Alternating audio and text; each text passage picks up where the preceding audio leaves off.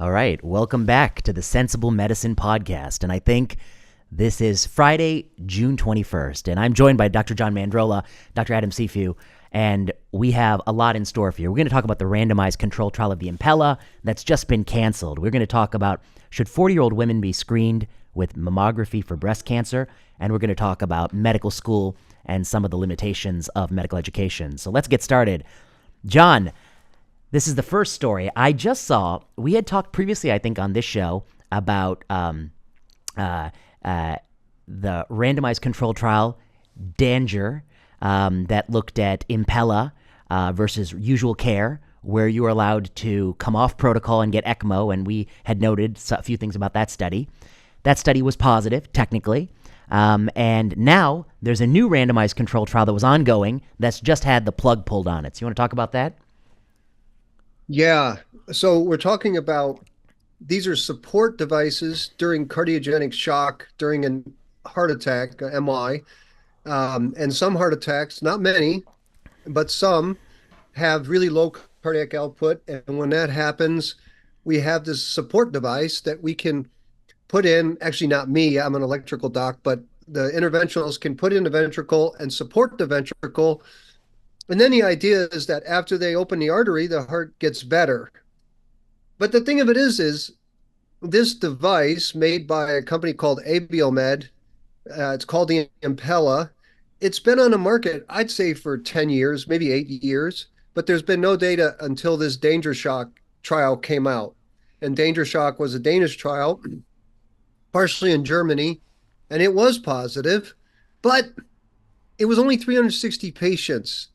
And there was a big American trial called Recover 4 trial that the Data Safety Monitoring Board decided that because Danger Shock was positive, they could no longer recruit patients for this. And one of the big interventional cardiologists, Dr. Greg Stone, said basically, he wrote on Twitter that how could we randomize patients?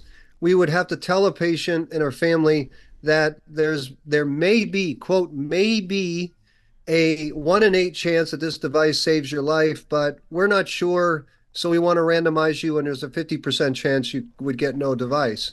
And so basically they felt like that Danger Shock had destroyed the equipoise needed to do a randomized controlled trial.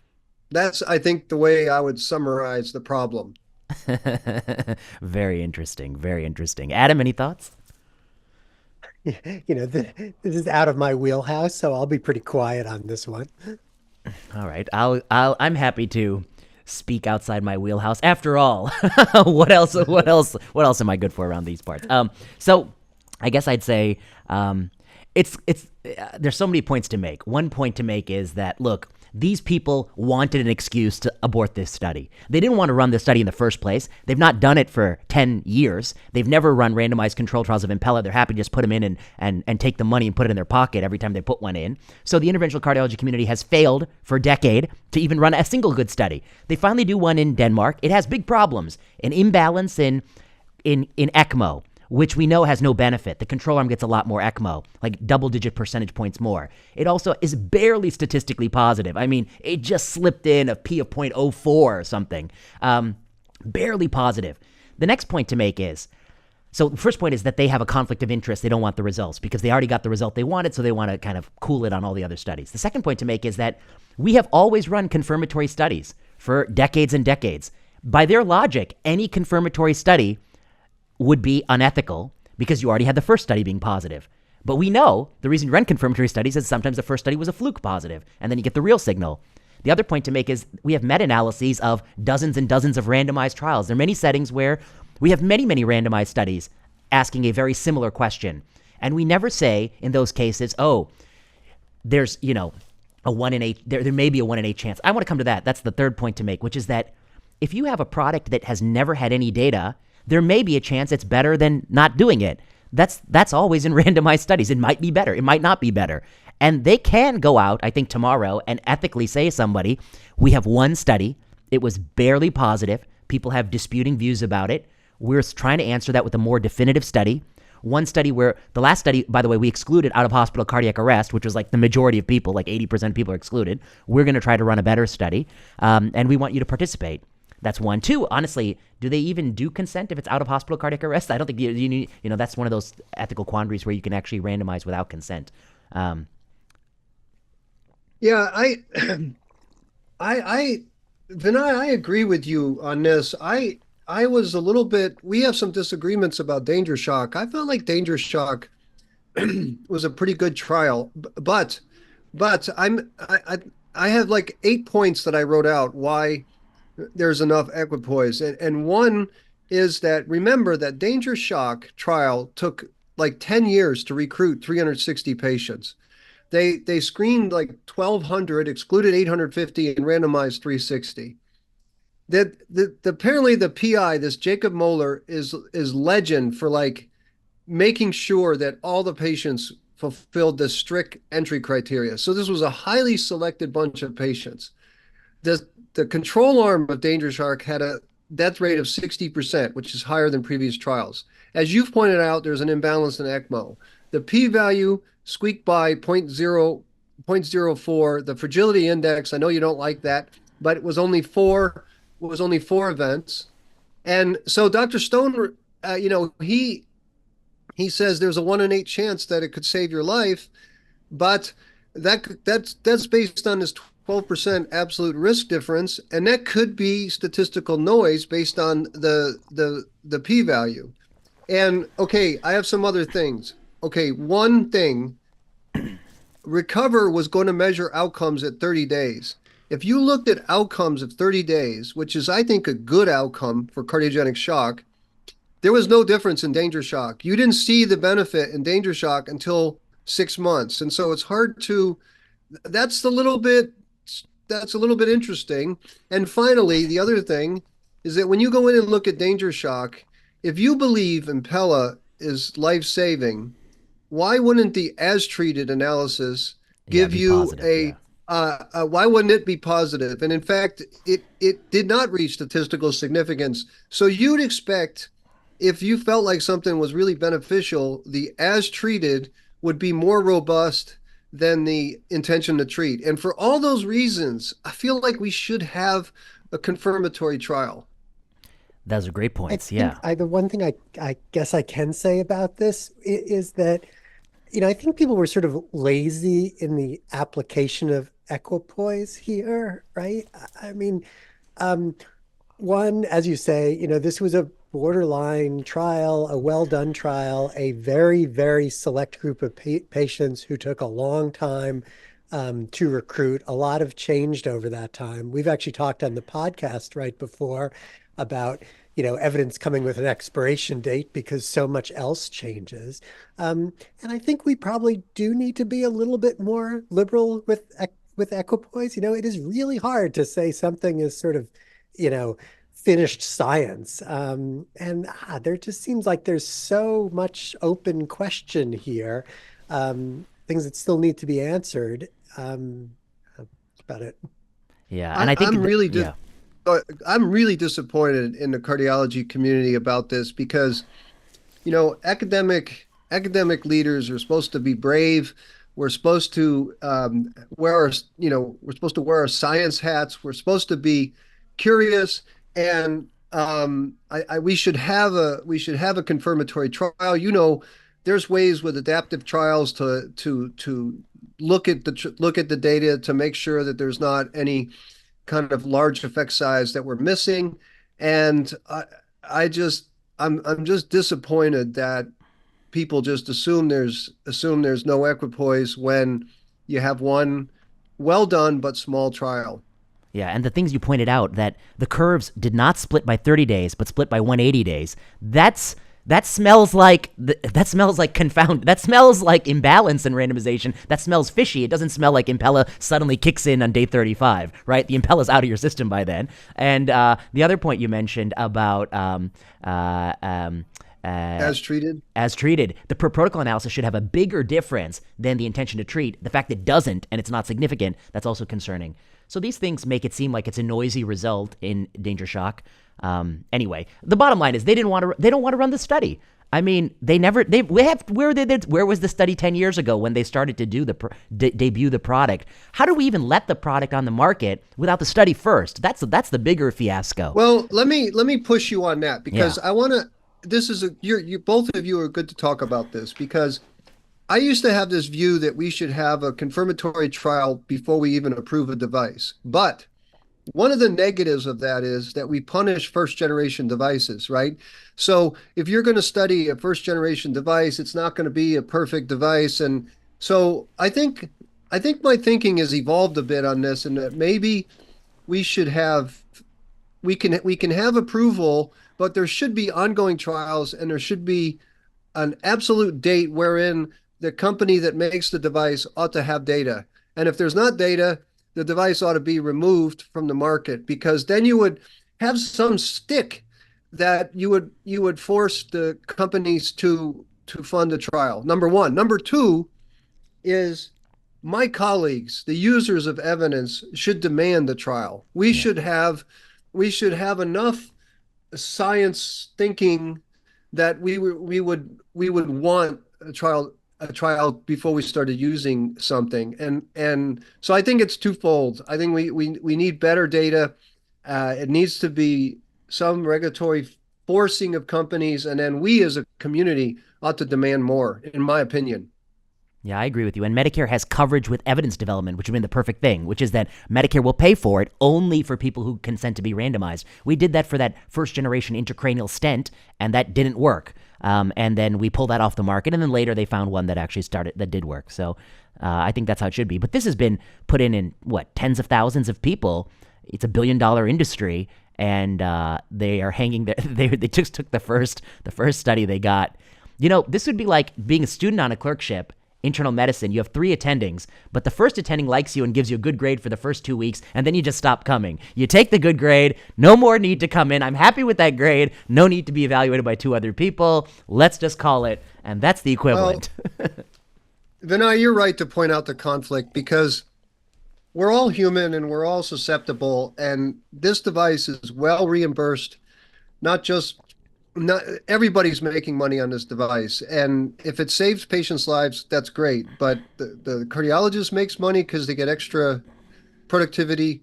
The hospital makes money. The company makes money. And I'm sorry, but conflict of interest is an important thing to consider here.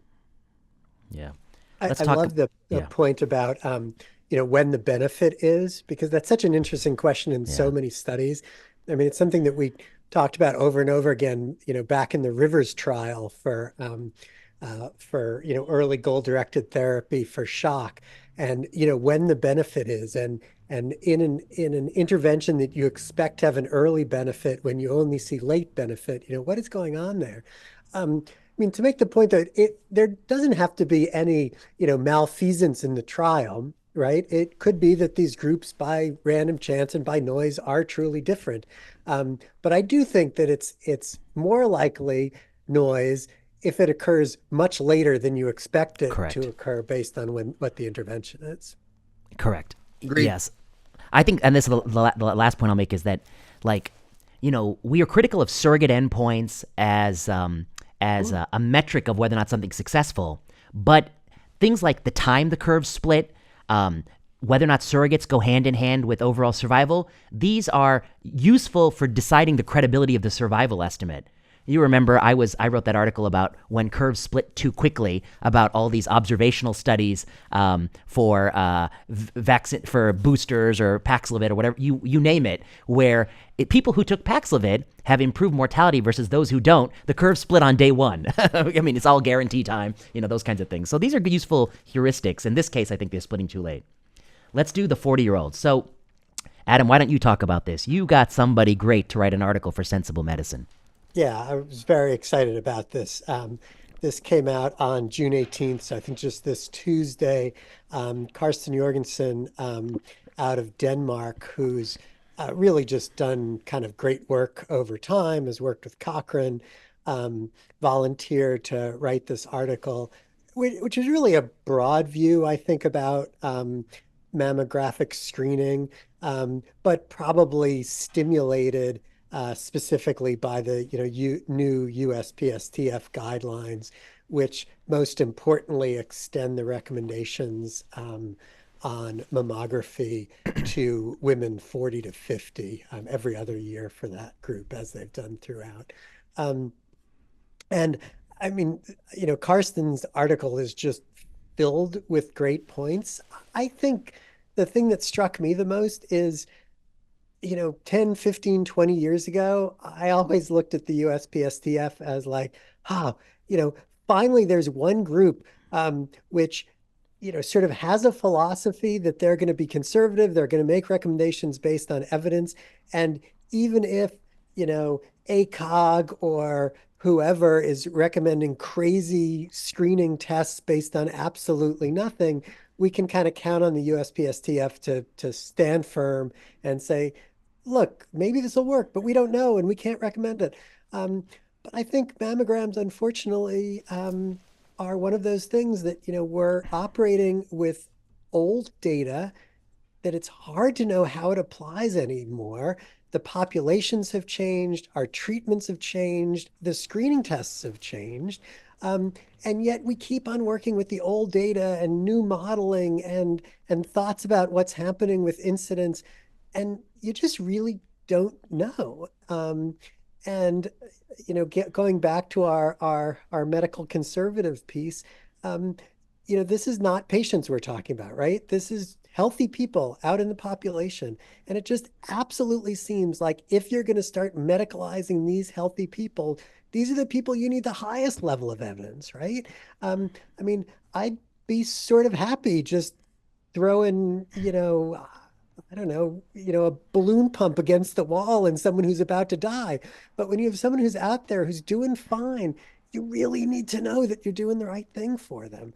And I think Carson just in so many ways, in whatever 2,000 words or 1,200 words, brought all the questions to bear on this topic. Yeah, you make so many great points. One is the randomized trials are old. The most recent was the Canadian study, which is as old as I am. It's like a 40-year-old study. That's the newest one we've got. And so the randomized studies are probably outdated, in part because treatments are so much better, in part because disease awareness is better. So a woman is probably more likely to come in 2024 of having felt a lump than that same woman in 1963 where there was some stigma against having felt a lump. That's another factor to be considered. And surgeries are getting better, and we've learned a lot in the treatment of breast cancer. Some of the pieces of evidence that I think are very damning are the observational pieces of evidence. Again, a circumstantial case. One is that the death rate, which has been declining, has declined in all age groups, even the group 30 to 39 that was never getting screened.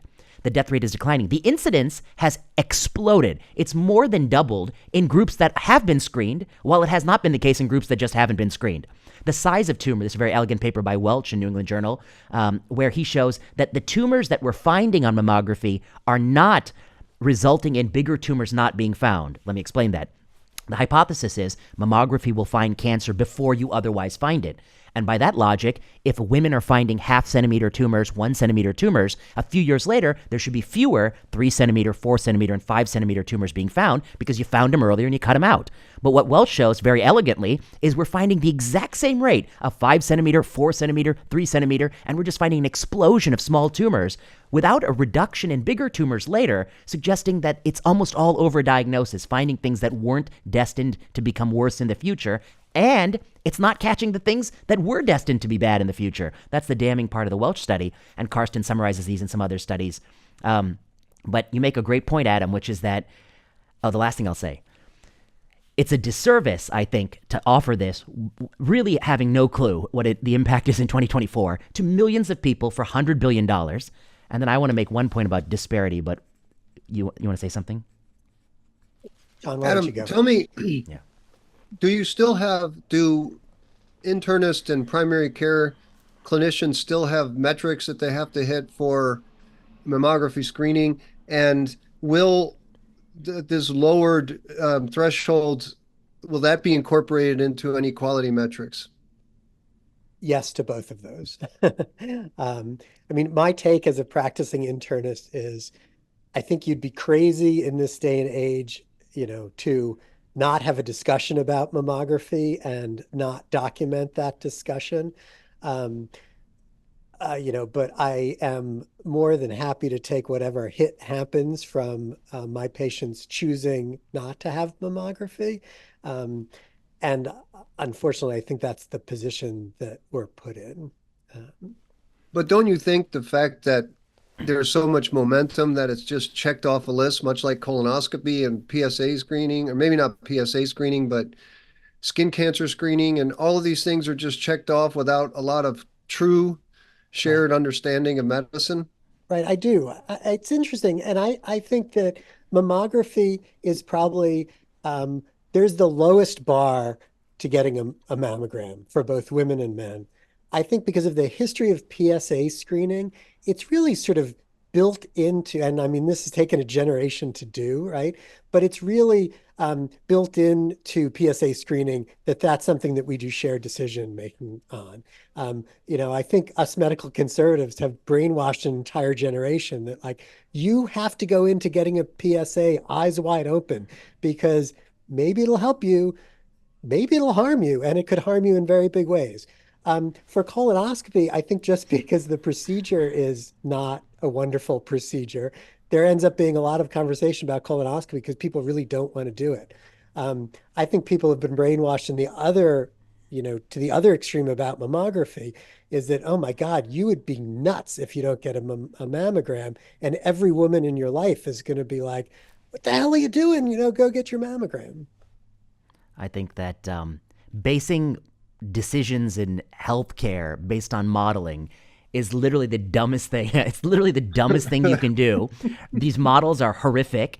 And if the models were actually any good, you think the pharmaceutical company would leverage the models to predict which drugs are actually going to be successful in phase 3 trials? If you could actually do modeling based on preclinical data and phase 2 data and these kinds of, and then you have 100% success rate in randomized controlled trials. Modeling is terrible. It's terrible in the pandemic. It's terrible here. It makes based on assumptions. Anyone who's ever done it knows that you can play with the dial and get whatever outcome you want.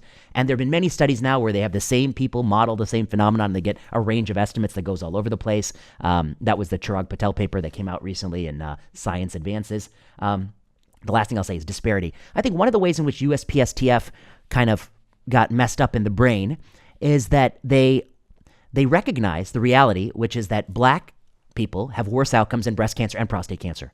That's a reality of life based on many reasons. Socioeconomics, based on, perhaps discrimination, based on all these things. Black people have worse outcomes.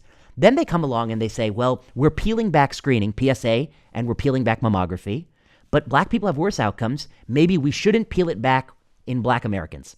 That's one of the logic. And so for many years, they're talking about having a different set of criteria.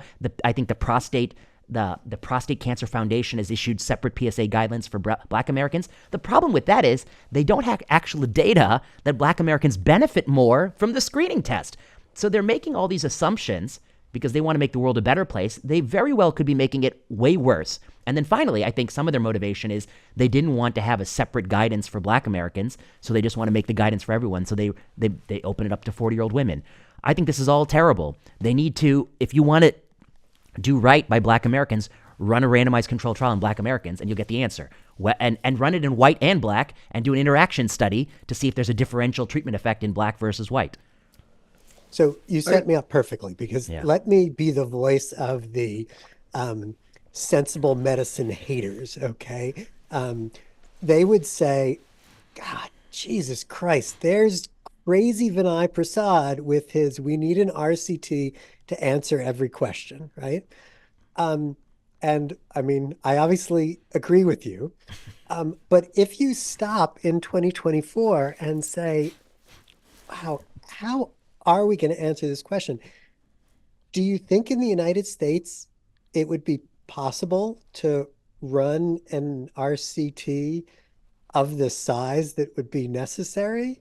Or would you answer that saying, no, it would be impossible because the RCT would need to be so huge because the benefit's so small that would be a waste of money? I don't know. So my suggestion would be I would run it as coverage with evidence development through Medicare. Exactly the same way. You'll get 3 million people enrolled in one in probably 3 months.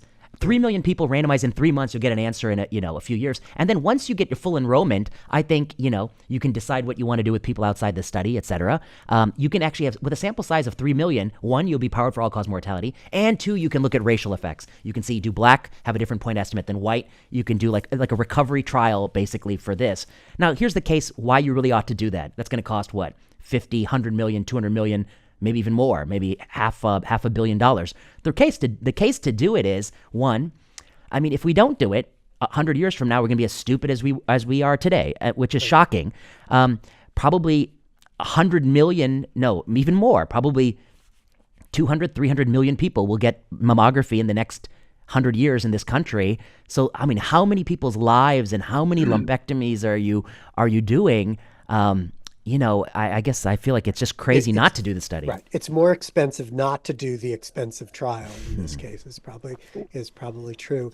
What would be interesting to me about it is the amount of education that would need to be done to make people comfortable with being randomized to the non-screening group would be huge, because we'd have to go back on everything we've been telling people for the last 3 decades. And you'd also have to worry a lot about, the disparity of people getting their mammographies outside the trial, who are going to be, the wealthy, more entitled people who do that. It would be great for us because, boy, you could write articles on this trial just on the process of actually doing it for years. But you make a great point, which is that the people are so brainwashed, like, just like, not to beat a dead horse, you could have run a randomized trial of masking in March, but by June and, by 2023, people are so entrenched that they don't want to get the data, so people people believe things, and their belief leads them not to want to test it. Mammography is a great example. The Impella is another example. John?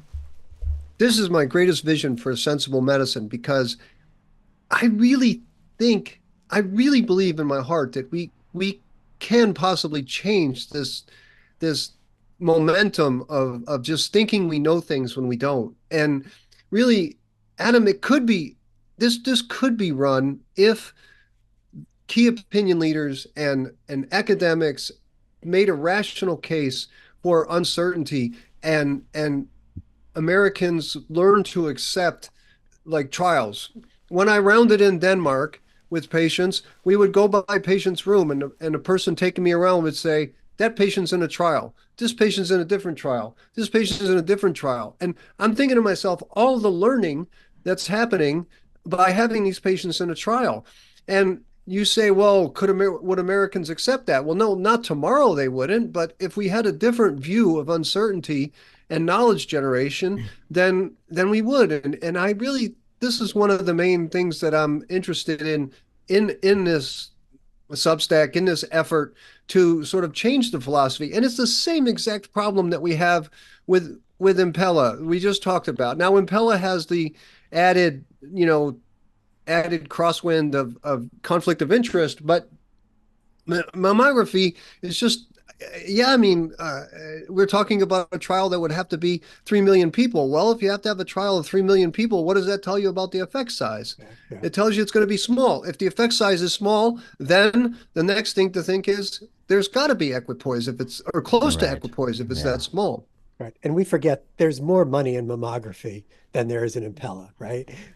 It's a much bigger population. Okay.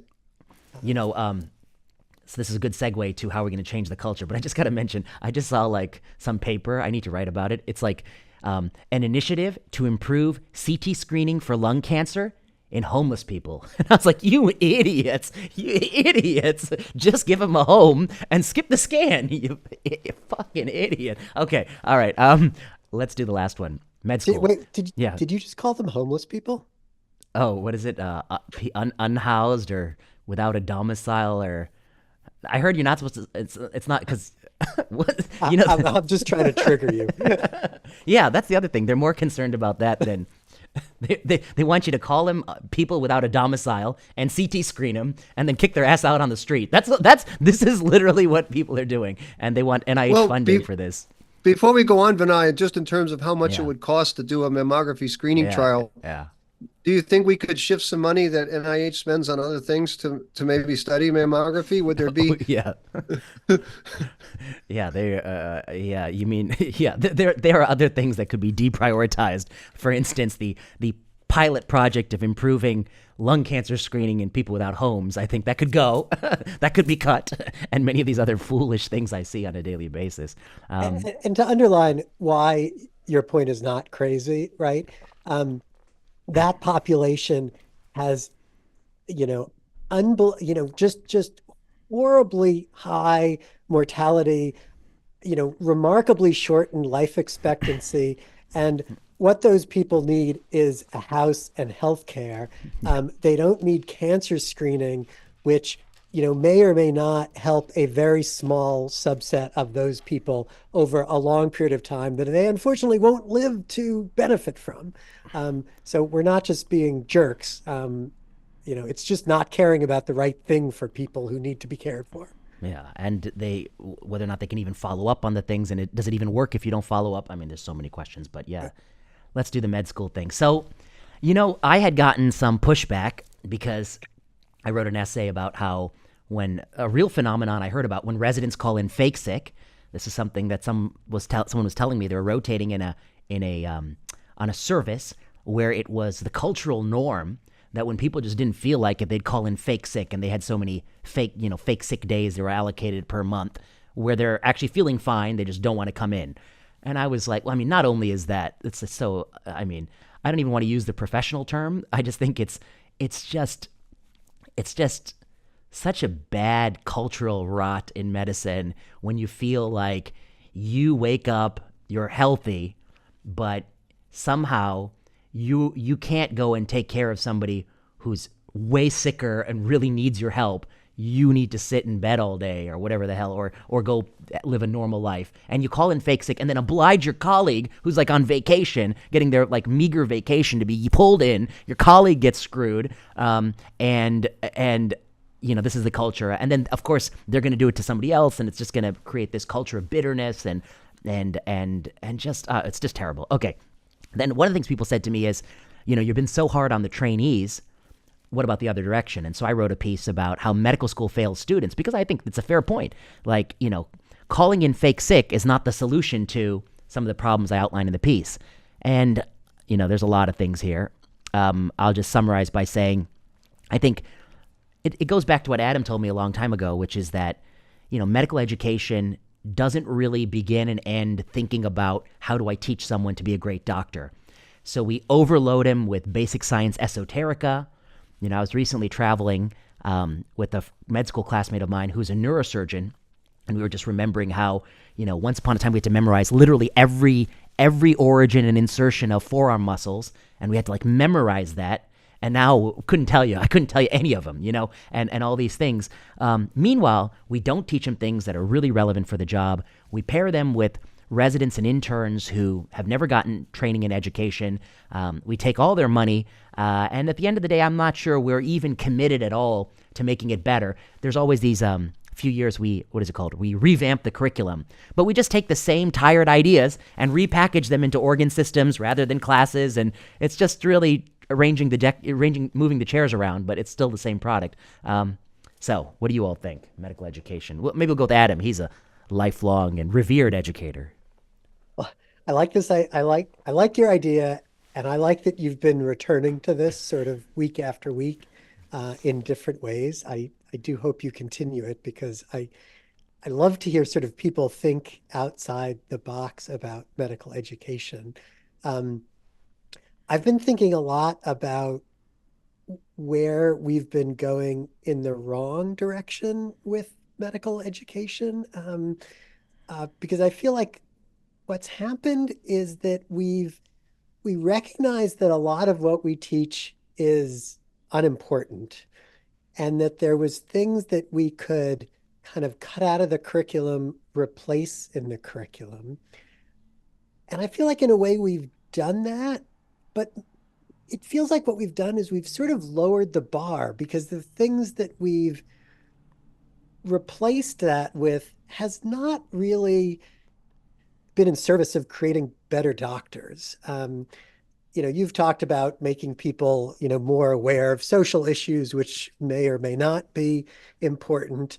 There are a lot of kind of quality of life initiatives, right, which give people more time away from learning medicine.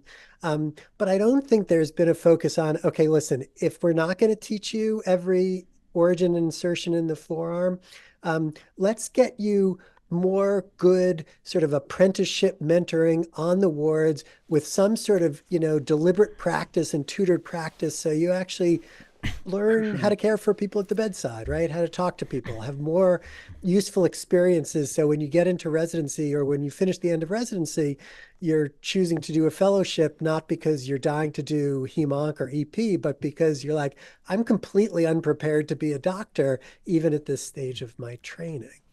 Yeah. John? First of all, I'll say that nobody in private practice calls in sick for mental health days. It doesn't exist. We have the opposite problem. We have people coming in with fevers and broken bones and all of that business. So that's just a trainee problem. But I hope that I poke you, Vinay, because I think that the movement to take students away from having responsibility and doing things for patients is a bad thing. I remember, wheeling patients to the radiology suite. I remember putting in IVs. I remember I one time gave my shoes to a veteran so he could have his TE across the campus because he didn't have shoes. And I just think that I don't know. I think that these are things that make people good doctors. Being with patients, doing these sorts of things for them, and the idea that that's something that an IV nurse does or that transport does. I think it's a bad idea. And the third thing I'll say is that anybody who's young listening to this, you need to know that the three procedures that I do most often didn't even exist. They weren't even thought of when I was in training. They all came about later that we just learned on the job. And so it's not a static thing. You have to keep learning in this culture of learning. I mean, what you learn to me seems less important than the culture of learning. Yeah, that's a great point, John. Go ahead. Your comments about, doing, I was writing something with a really quite brilliant colleague here, and it was specifically about sort of, death and dying and how you learn to sort of attend to the dying and the dying families. And really, that's not something which plays a role at all in kind of medical school. It's learned on the job. And I made the comment that I've probably made too many times about, empathy is one of those things you learn, but you can't really be taught. But your point is great because it's those experiences which do teach you that stuff, right? I mean, you learned empathy by recognizing that, this patient you were taking care of was suffering because he didn't have shoes. And you still remember that decades later. And that, I would bet, has kind of shaped you, the way that you take care of patients. And we can't teach that on PowerPoint. We can't teach that in a case-based discussion session, right? You got to do it. I was always the one when I was a student critical of wheeling the patient down to the CT scanner. That's not educational, blah, blah, blah, and so I still stand by that. But when we did away with that, I didn't know where we were going. Okay, so this is what I'll say. So we used to give students all this SCUT work, and you're defending the SCUT, and that's fair. I was always critical of the SCUT. But then I thought we would do away with the SCUT and replace it with education. We did away with the SCUT. We did away with the grades. And now, literally, somebody's telling me, student comes on rounds and is like, oh, I'm just feeling like I'm going to go to clinic today. And then they go to clinic, and except it was a holiday on Wednesday. There's no clinic, and they never came back. And I'm like, so, we've replaced it with literally no accountability. You're not going to do any SCUT. Nobody, and many may not feel prepared to be able to, do anything else. And then they can just there's no grades, so they can just blow it off. That's terrible. That's not the direction. So, I don't know the answer, but I still believe Adam, there's a hope that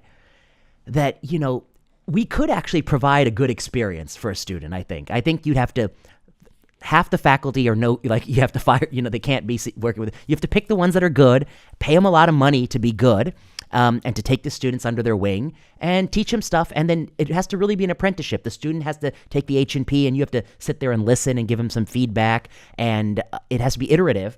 And I think, that's the real solution. Because at the end of the day, John, I mean, I think empathy is important to learn, but the thing, and I do think some people have it, but the thing I really worry about the most is the decision making. I mean, when I attend on service, there's some doctors who I know have bad empathy, but thank God there's still some that are really good. But the thing I worry the most is when I get consulted on a case, I look at the chart and I literally, it's getting more frequent. Maybe I'm getting more jaded, but I look at the chart and I'm literally like, this makes no sense. Everything you're doing makes no sense. You're working up things that make no sense. Nobody's looking at the big picture. You're calling me about the platelets, the patient's septic, and they got 55 reasons why the platelets are low, and you're sending the HIT antibody. What the hell are you doing? It's not HIT, okay? So to me, I'm just like, it's a train wreck of like $100,000 medicines and devices, and nothing makes sense, and the big picture is totally lost. And I'm worried, how do you teach people to not be bad at thinking about the patient? And I don't know we do it in any way. The last thing I'll say is, go ahead. Sorry. Sorry. Finish. Sorry. I was going to go in a different direction. Go finish. One possibility, and I think I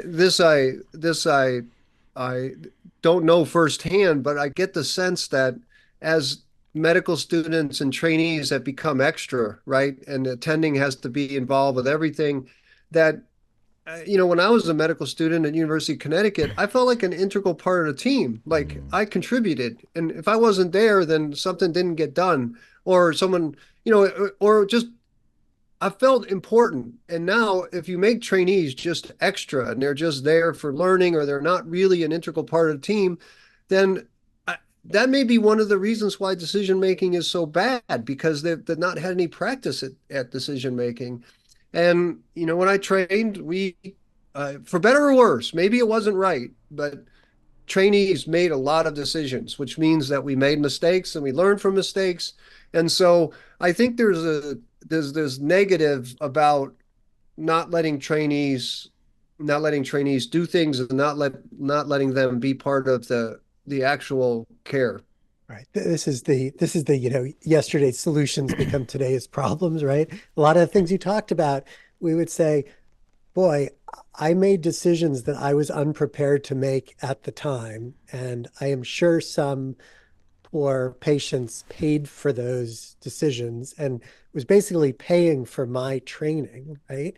And I think Vinay's point is, we could have actually fix those problems, but not cause new problems. One thing I think of, just to add while we talk, Ben Mazur wrote an article in The Atlantic recently about sort of the school DEI problem. And he took another, sort of another take, not surprisingly, that he hasn't seen people harmed by doctors like not knowing things, but he has seen people harmed by doctors not being able to like relate to patients, right? And hear patients and have conversations with patients. Maybe that's not that far off what we're saying. There's so much important to being a doctor, and you need to figure out how you're equipping people with everything. I mean, I've definitely seen people harmed by poor doctor-patient bedside manner. Yeah. I'm not sure that well, okay, I'll leave that there. The second point I'll say is, but without a doubt, there can be no doubt, patients are harmed because doctors don't know shit or are bad at thinking through problems. And if I had to quantify I would say not knowing things and being bad at thinking is probably 10x, maybe 10x, not connecting, but they're both problems. And I would not say I've never seen someone be harmed by not knowing. If you want to see, I'd just take you on rounds right now. I'd show you every 10 charts and we'll point out a million things they didn't know and don't make a lick of sense. All right, well, closing thoughts. We got to cut this. We got to go to another thing. But it's good to see you. John, any closing thoughts? I'm really glad to be back talking to you all. I enjoy it so much. And Yeah, I'm glad we're back doing it. Good. We'll try to keep it up. Adam? No, I would agree with John, and I was going to pitch in. I was looking at our numbers, and we had over 1 million people visit the site last month, which is amazing, and we get such, I think, great, rich, interesting feedback from people. I really hope that sort of people are getting what we're trying to do here. Yep. So thank you, listeners. All right. Until next time.